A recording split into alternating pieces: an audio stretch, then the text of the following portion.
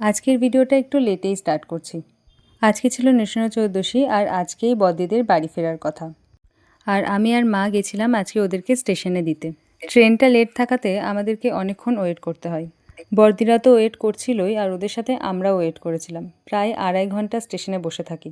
মেজদিরও আজকে কাটোয়ায় আসার কথা ছিল, কিন্তু ও আসতে না পারায় ও ভিডিও কলে সোনাইকে দেখছিল। আর এরই মধ্যে জামাইবাবু চলে আসে। ট্রেনটা লেট করে এই একটা ভালো কাজ করেছে। আর এদিকে মায়ের তো কিছুতেই মন চাইছিল না সোনাইকে ছাড়ার। দেখো, ট্রেনে তুলে দেওয়ার পরও কতক্ষণ ধরে দাঁড়িয়েছিল স্টেশনে। এরপর আমি গেছিলাম সুকন্যাদিদের বাড়িতে, আর ওখান থেকে ফেরার পথে ওদের গাছের জামরুল আর এঁচড় নিয়ে এলাম। বাড়ি ফিরে ফ্রেশ হয়ে সন্ধ্যা আরতি অ্যাটেন্ড করি। আজকে মন্দিরে যাওয়ার কথা ছিল, কিন্তু যাওয়া হয়নি, তাই মা বাড়িতেই প্রসাদের আয়োজন করেছিল।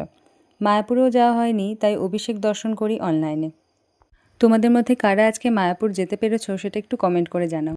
এরপর আমি প্রসাদ পেয়ে নিই, আর প্রসাদ পেয়েই আমি আর জামাইবাবু বসে পড়ি বিজনেসের কাজে। প্রায় 7 কেজি মতো ঘি যাবে মুর্শিদাবাদে, আর জামাইবাবু সেগুলোকে প্যাক করছিল।